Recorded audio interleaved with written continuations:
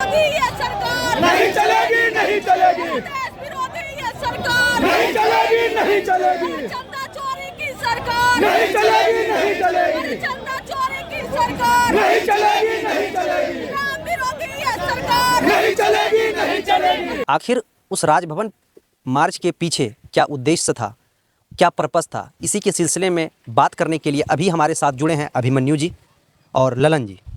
चलिए आइए इनसे बातें करते हैं और इस राजभवन मार्च के पीछे का क्या मकसद था, इन्हीं की बातों से जानने का प्रयास करते हैं। सबसे पहले तो आप दोनों का हमारे चैनल में स्वागत है। बहुत बहुत धन्यवाद आपके तमाम दर्शकों को कोटि कोटि नमस्कार। अभिमन्यु जी, सबसे पहले हम आपसे ये जानेंगे कि राजभवन मार्च जो प्रतिपक्ष नेता तेजस्वी यादव और राजद के कार्यकर्ता का था, आखिर इसके पीछे का मुख्य वजह क्या है? राजभवन मार्च लाखों राष्ट्रीय जनता दल कार्यकर्ताओं द्वारा, छात्र नौजवानों द्वारा 19 अगस्त को हम लोग डाक बंगला चढ़ा होते हुए, गोलंबर होते हुए लोक भवन के लिए प्रस्थान किए।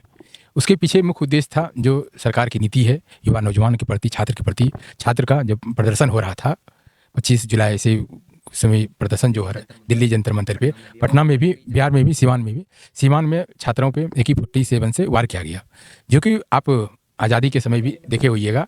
और जो भी अभी तक पूरे देश में, पूरे हिंदुस्तान में, पूरे भारतवर्ष में बड़ा से बड़ा, छोटा छोटा प्रदर्शन हुआ है, वो लोकतांत्रिक अधिकार है, देवतुल्य भारत की महान जनता का बाबा साहेब द्वारा दिया हुआ और सभी महापुरुषों द्वारा दिया हुआ संवैधानिक मेरा अधिकार है, लोकतांत्रिक अधिकार है, संवैधानिक अधिकार है।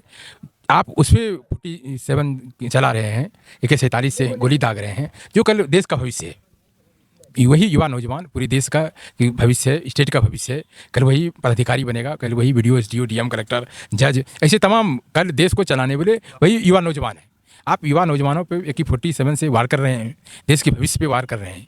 कितनी सरकार की गलत नीति है, गलत मंशा है। इसलिए हम लोगों का मांग था लाठी गोली की सरकार, ये जो सम्राट सरकार है, ये सम्राट नहीं चलेगी। एक तो पहले इन्होंने अपने जो अलायंस पार्टी है उससे छल कर लिया। देवतुल्य बिहार की महान जनता ने इनको वोट नहीं दिया था, NDA में माननीय मुख्यमंत्री नीतीश कुमार जी को वोट दिया था, वहाँ इन्होंने छल कर लिया। छल करके आज जदयू को समाप्त किया जा रहा है, जदयू समाप्त के कगार पे है। वजह यह है कि जिस तरह सम्राट चौधरी को बनाया गया मुख्यमंत्री, आपका कहना उचित है कि जनता तो नीतीश कुमार को चुने थे, लेकिन नीतीश कुमार तो राजभवन विधानसभा गए, जिसके वजह से सम्राट चौधरी को मुख्यमंत्री बनाया गए नहीं, उसको बैक दरवाजा से भेजा गया। आपका कहने का मतलब है कि उन्हें पार्टी को छोड़ने पर मजबूर किया गया? हाँ, पार्टी को छोड़ने पे मजबूर किया गया। आज जदयू ही समाप्त के कगार पे है, जदयू ही कोई सब बीजेपी में भी देख लीजिएगा पत्रकार महोदय कि बीजेपी में सभी विलय हो जाएंगे और बड़े बड़े नेता उसका बीजेपी में विलय है, जदयू ही समाप्त हो जाएगा। तो आपने ललन जी कल में जो आपने कार्यक्रम को जो अटेंड किया, तो वहाँ की क्या माहौल थी? क्या कुछ इस तरह से पुलिस के प्रशासन के द्वारा कुछ लाठी चार्ज भी हुई? क्योंकि हम लोगों ने सोशल मीडिया में देखा कि तेजस्वी यादव एवं कई कार्यकर्ता जो थे राजद के, उसके ऊपर वाटर कैनन का भी प्रयोग किया गया। क्या था मुख्य वजह? मुख्य वजह था कि हम लोग JP गोलंबर से हमारे नेता प्रतिपक्ष जो है चलना शुरू किए। डाक बंगला चौराहे पे एक बैरिकेडिंग थे, वहाँ हम लोग बैरिकेडिंग पार किए। दूसरा था इनकम टैक्स के पास जो बैरिकेडिंग थे, वहाँ पे बैरिकेडिंग जो जब लगाए हुए थे, वहाँ पे हमारे नेता प्रतिपक्ष बैरिकेडिंग पार कर रहे थे, कार्यकर्ता लोग भी पार कर रहे थे। कुछ वहाँ उस जगह थोड़ा बहुत वाटर कैनन चलाया गया और लाठी चार्ज भी हुई। वहाँ पे हमारे नेता प्रतिपक्ष को रिटर्न किया गया बस में। बस के ऊपर सैकड़ों कार्यकर्ता, हज़ारों कार्यकर्ता थे, सांसद महोदय, विधायक जो भी थे बस में बैठे हुए थे, हम लोग ऊपर में थे, बस पे थे। माहौल यही था, थोड़ा सा पुलिस अपना रवैया दिखा रहा था सरकार के प्रति क्या है। तो ये दूसरा सवाल यह है कि क्या सिर्फ मुख्य वजह जो छात्रों के ऊपर AK-47 और जो बर्बरता से जो लाठीचार्ज हुआ, सिर्फ यही मुख्य मांगे थी प्रतिपक्ष नेता और तेजस्वी यादव और राजद के कार्यकर्ताओं का, या फिर और भी कुछ वजह थी? नहीं, और है, ये पेपर लीक हैं, डस्टबिन घोटाला थे, बेरोजगार हैं, महंगाई है। AK-47 सिवान में आप देखे होंगे कि ये तो हम लोगों ने सिवान में देखेंगे 2-3 छात्र घायल हुए AK-47 से। ये तो क्या अपराधी थे छात्र? अपराधी तो नहीं थे छात्र, ये तो अपराधी पे चलाया जा सकता है, पाकिस्तान पे, लेकिन AK-47 बिहार में चला रहा है, युवा पे चला रहा है। युवा हमारे भविष्य हैं, देश के भविष्य हैं। वाकई। तो ललन जी, अब हमें ये बताइए कि लगभग कल आप लोग कितने कार्यकर्ता वहाँ पर मौजूद होंगे पटना? हम लोग तारापुर विधानसभा क्षेत्र से लगभग सैकड़ों कार्यकर्ता गए थे हम लोग। सिर्फ तारापुर विधानसभा? जी, तारापुर विधानसभा से वहाँ टोटल 5 से 6 हज़ार लोग कार्यकर्ता राजद के आए थे, जो कि एक माहौल था विपक्ष का। लग रहा था कि आज विपक्ष है, सरकार को भी मानना पड़ा। क्या ये कार्यक्रम कितने देर तक हुआ? ये कार्यक्रम सुबह 10 बजे से लेकर 2 बजे तक चला।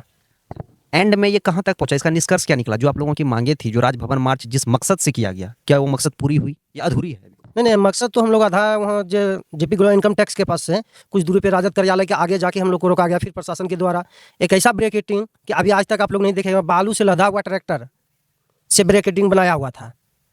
पीछे आगे बैरिकेडिंग था, पीछे ट्रैक्टर से लगा दिए थे राजद कार्यालय के कुछ 50 मीटर आगे पे। 3-3 बैरिकेडिंग हम लोग के लिए, नेता प्रतिपक्ष के लिए लगाए थे, लेकिन हम लोग 2 बैरिकेडिंग पार कर चुके थे। तो मेरा कहने का मतलब है कि जो भी मांगे थे, जैसे नीट पेपर लीक का मुद्दा था आप लोगों का, और भी कई मुद्दा थे, तो क्या उस मुद्दा पर कोई पक्ष के नेता आकर के आप लोगों से कुछ कहा, या सरकार ही आकर के आप लोगों से कुछ बातें की, या फिर आप लोग कार्यक्रम को कहाँ तक, मतलब एंड कहाँ से कहाँ तक खत्म हुआ? राजद कार्यालय से 50 मीटर दूरी पे जो थर्ड बैरिकेडिंग थे वहाँ पे खत्म हो गया, और ये कार्यक्रम जारी रहेगा जब तक कि सरकार मान न जाए। पेपर हमने वही कहा कि क्या आप लोगों की आगे तक लड़ाई जारी रहेगा नेता प्रतिपक्ष का। सरकार मांगी नहीं आप लोगों नहीं नहीं, को? ऐसा हम लोगों को अभी और भी देखने को मिलेगा। हाँ आगे और मिलेगा देखने के लिए। तो इसी शब्दों के साथ वीडियो को विराम करते हैं। आप लोगों से अगली खबर के साथ मिलते हैं। देखते रहिए स्पेशल इंडिया न्यूज़। आप लोग का भी बहुत बहुत धन्यवाद कि आप लोगों ने अपना कीमती समय दिया, कल कार्यक्रम अटेंड करके आप लोग आज हमारे चैनल के साथ जुड़े। शुक्रिया अदा करते हैं आप लोग का। चलिए मिलते हैं अगले वीडियो में नई खबर के साथ। जय हिंद, जय भारत।